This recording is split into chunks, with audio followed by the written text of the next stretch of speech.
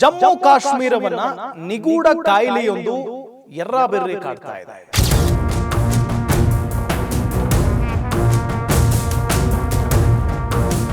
ಆ ಕಾಯಿಲೆಯಿಂದ ಒಂದೇ ಕುಟುಂಬದ 3 ಜನ ಸಾಯೋದರ ಜೊತೆಗೆ 17 ಜನ ಬಲಿಯಾಗಿದ್ದಾರೆ.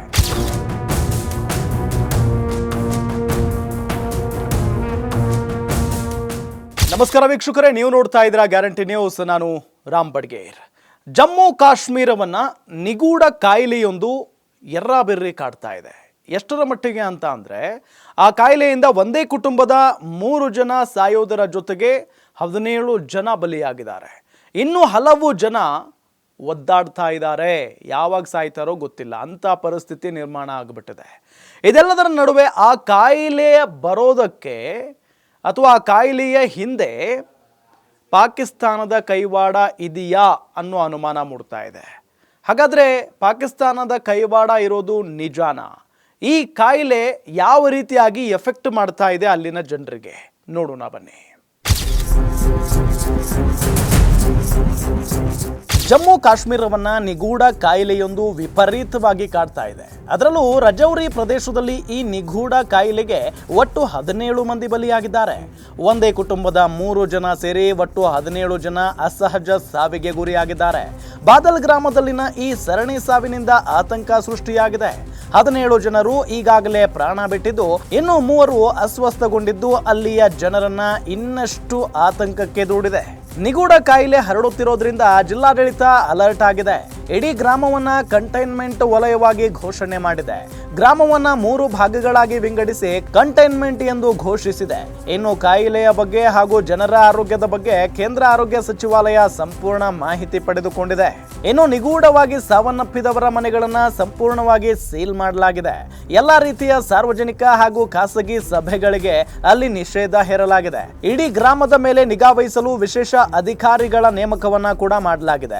ಆಸ್ಪತ್ರೆಗಳು ಸದಾ ಚಿಕಿತ್ಸೆಗೆ ಸಿದ್ಧವಾಗಿರುವಂತೆ ಖುದ್ದು ಸಿಎಂ ಆದೇಶ ಹೊರಡಿಸಿದ್ದಾರೆ. ಸಾವನ್ನಪ್ಪಿದವರ ಮಾದರಿಗಳನ್ನ ಸಂಗ್ರಹಿಸಿ ಆರೋಗ್ಯಾಧಿಕಾರಿಗಳು ಪರೀಕ್ಷೆ ನಡೆಸುತ್ತಿದ್ದಾರೆ. ಗ್ರಾಮದ ನೀರಿನಲ್ಲಿ ವಿಷಕಾರಕ ಅಂಶಗಳು ಪತ್ತೆಗೂ ಕೂಡ ತಂಡವನ್ನ ರಚನೆ ಮಾಡಲಾಗಿದೆ. ಇನ್ನು ಗ್ರಾಮಗಳನ್ನ 3 ವಲಯಗಳನ್ನಾಗಿ ದಿಗ್ಬಂಧನ ಮಾಡಲಾಗಿದೆ.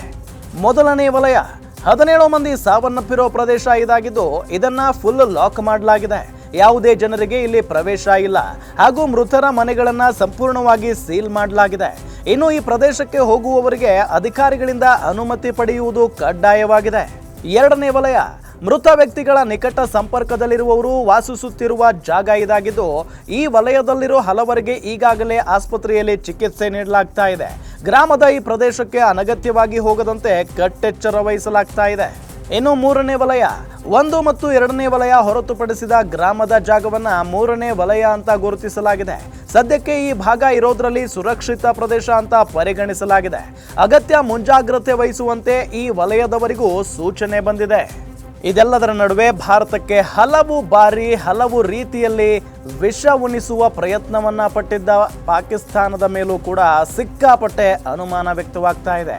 ಯಾಕೆ ಅಂತ ಹೇಳಿದ್ರೆ, ಜಮ್ಮು ಕಾಶ್ಮೀರವನ್ನ ನಿಗೂಢ ಕಾಯಿಲೆಯೊಂದು ಈ ರೀತಿಯಾಗಿ ಕಾಡ್ತಾ ಇರೋದ್ರಿಂದ, ಅದರಲ್ಲೂ ರಜೌರಿ ಪ್ರದೇಶದಲ್ಲಿ ನಿಗೂಢ ಕಾಯಿಲೆಗೆ ಒಟ್ಟು 17 ಮಂದಿ ಬಲಿಯಾಗಿರೋದ್ರಿಂದ ಇದರ ಹಿಂದೆ ಪಾಕಿಸ್ತಾನದ ಕೈವಾಡ ಇದೆಯಾ ಅನ್ನೋ ಅನುಮಾನ ಎಲ್ಲ ಕಡೆಯೂ ಕೂಡ ವ್ಯಕ್ತವಾಗ್ತಾ ಇದೆ.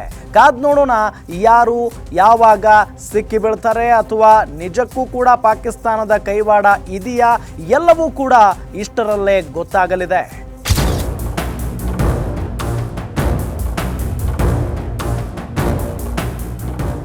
ನೋಡಿದ್ರಲ್ಲ, ಎಂಥ ಪರಿಸ್ಥಿತಿ ನಿರ್ಮಾಣ ಆಗಿದೆ ನಮ್ಮ ಭಾರತದ ಜಮ್ಮು ಕಾಶ್ಮೀರದಲ್ಲಿ.